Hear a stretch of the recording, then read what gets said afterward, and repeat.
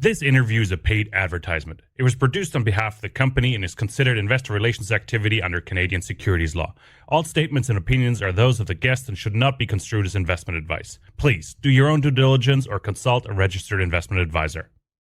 Hello and welcome to the Gold Newsletter channel. Welcome to a breaking news special. My name is Kai Hoffman. I'm the EdJR mining guy over on X and of course your host of this channel. And I'm looking forward to bringing you an update from Kodiak Copper. The company just announced drill results from the MPD project, in particular from the South Zone. And we'll discuss with Claudia Tornquist. She's the president and CEO of Kodiak Copper. What do these results mean? Where are they from? How have they been drilled? And how will they influence potential upside potential of the next resource? As you remember, we're still missing part 2 of the resource, and the South Zone is going to be a part of that.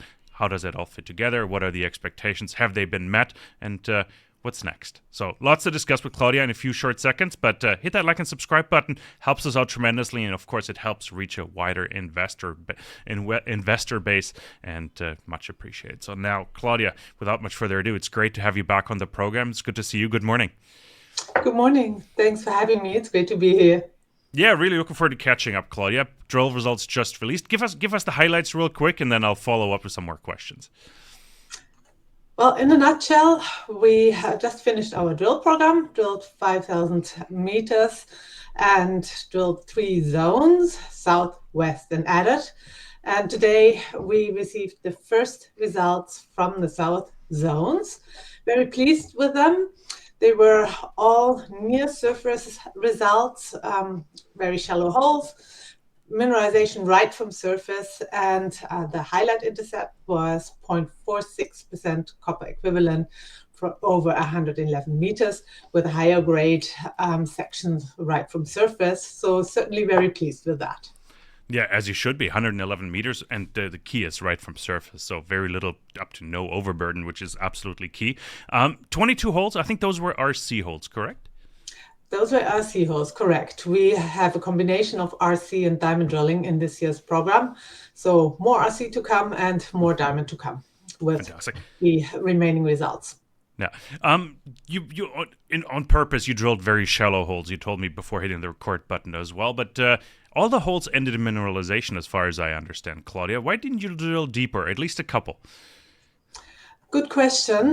The program this year was certainly focused on confirming, infilling near surface mineralization with the aim to establish a mineral resource estimate for the 3 zones we drilled to add to the mineral resource estimate that we have already for 4 other zones. Together, the 7 zones will then be our full and complete maiden resource.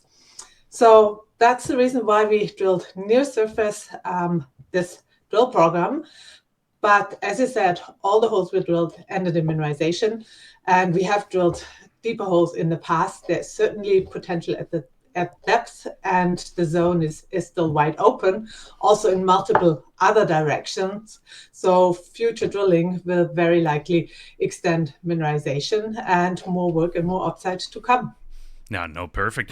Claudia, like the results that you've published today, how do they reconcile with the existing resource? Are they higher, lower, roughly the same? Can you put some perspective around that? What should we be expecting? That's a good question. Our resource comprises 7 mineralized zones. Some of them are higher grade, some of them are more moderate grade. I would say the south zone is a large zone.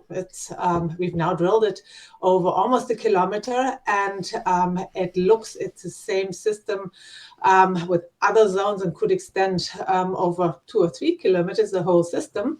So large zone, but the grades are more moderate, lower than some other zones that will be part of the resource.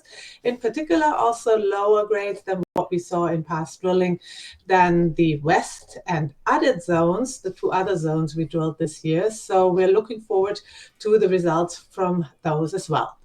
But having said that, if you look at what is mined in the region, then the grades we have from south definitely look in the right ballpark and definitely they will have economic potential going forward. Yeah, especially you still have results pending from the west and from the added zone as well. And I believe some of those results, or in the past, some of those surface samples were higher grade as well. So we should be looking forward to some higher grade results moving forward, correct? But both west and added are zones where we drilled high grade, some of the highest grades near surface or from surface on the project. So they're certainly important zones, and we're looking forward to those results. Yeah. Claudia, it's like 950 meters, or not kilometers, meters of strike, so it's almost a kilometer.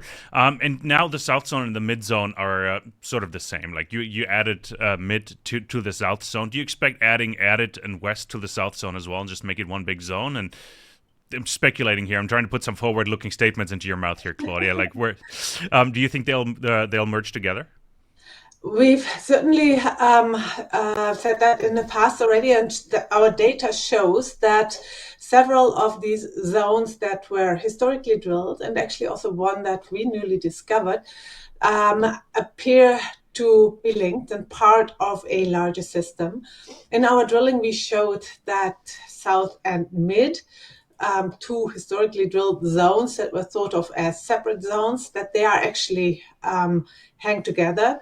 And there's a good chance that added will also be part of that same system.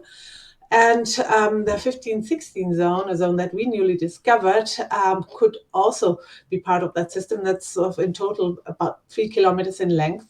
And so there is still more exploration to be done, but it certainly looks this could become much bigger. Claudia, are there resource modelers involved already? And the question why I'm asking this is, like, you've finished the drill program. Are they happy with where you drilled, and how much were they involved in planning this drill campaign, so you have enough infill holes to come up with part 2 for the resource? They are very much involved because we already published the first part of our resource in June. And the reason why the resource is coming out in 2 parts is simply that these 3 zones that we are working on now, they needed some more infilling confirmation because they had a lot of historic drilling, but less of our own drilling. And the drill program was designed to exactly provide the information and the data we need for the resource estimate. Okay, so we're working on that very actively, and that will come out in December, not December, in Q4. And I think it will be an important catalyst for the company. When we came out with the first part of our resource, it was certainly well received in the market. So looking forward for part 2 as well. Yeah, fantastic. I think we've eliminated the risk of the modeler saying, well, you need to drill 2 more holes, and that just delays everything by a whole season. Is that a fair assumption here? Yeah, that's a very fair assumption. And yeah, as I said, Q4 is firmly in the calendar for our resource estimate. Without putting you on the spot, Claudia, but what does turnaround time look like, and what can we expect in terms of time frame for the next set of results here? Well, turnaround times, we've just changed labs and are very happy with our new lab, and have turnaround times of 3 weeks or so. So we're expecting more results in the quite near future, September, and the remainder of Q3 essentially. And then, yeah, onwards and upward from there. Yeah. My audience will crucify me if I don't ask you this, but why did you change labs? Any particular reason? Just capacity or any other? There is a lab near us, near Kamloops, just an hour on the highway away. And they added to their processes and equipment, changed, now I don't know the technical details, but changed their processes. And so we were able to use them, or decided to give them a try, and are very happy with them. And for us, it's fantastic because they are literally an hour away, perfect chain of custody. And that gives us a lot of flexibility. And as I said, the throughput times are very good. Excellent. Claudia, I think we've covered the press release today ad nauseum. The question is now, what are the next catalysts, drill results, anything else we should be planning for or be paying attention to? But certainly drill results and then the resource are the biggest near-term catalysts.